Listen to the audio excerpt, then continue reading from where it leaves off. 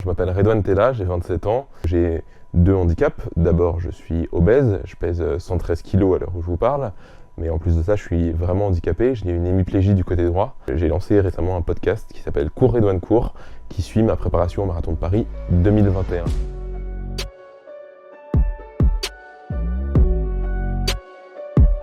L'hémiplégie, c'est un handicap, en l'occurrence chez moi c'est un handicap de naissance. J'ai une blessure originelle au niveau du cerveau qui fait que le cerveau envoie de moins bonnes informations à la partie droite de mon corps qu'à la partie gauche.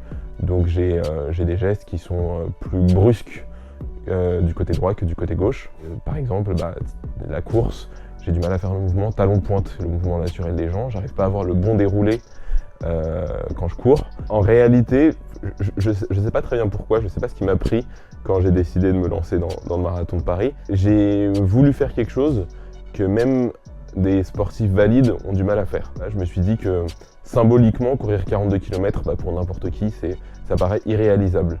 Et j'avais envie de me prouver à moi-même et prouver aux autres aussi que je pouvais faire des choses que même les valides n'arrivent pas à faire. J'ai toujours fonctionné comme ça. On m'a toujours dit non, ça c'est pas pour toi, ça tu vas pas réussir à le faire, ça faut pas que tu fasses ça.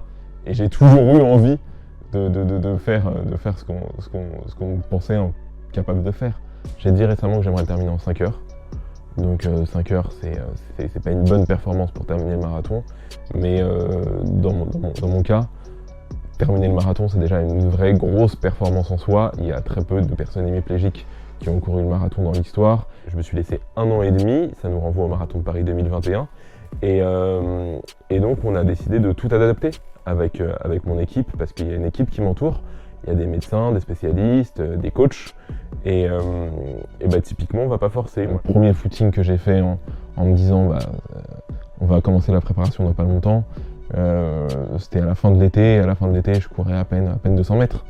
Et là, aujourd'hui, j'arrive à courir plus de 5 km sans aucun problème.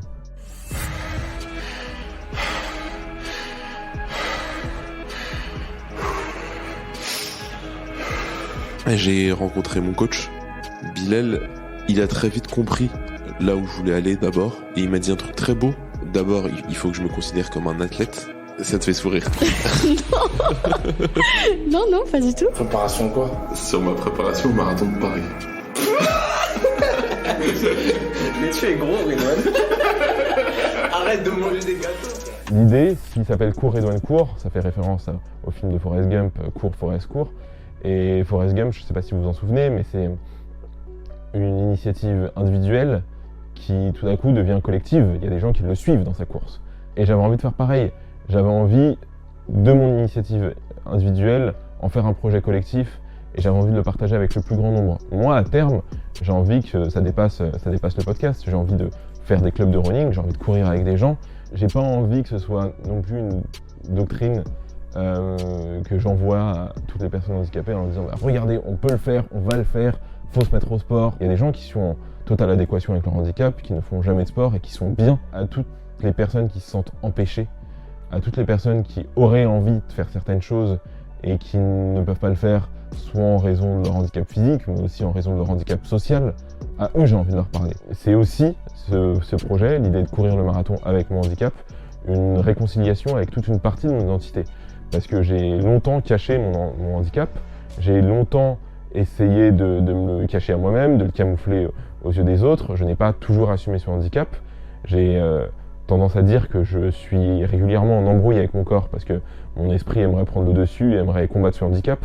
Là, l'idée de ce projet, c'est de me réconcilier avec mon corps. Ah ouais, je vais y arriver, je le dis. J'arrête pas de le répéter depuis le début de la préparation. Je vais y arriver, j'en suis sûr. Je ne pense qu'à la ligne d'arrivée depuis 1 mois.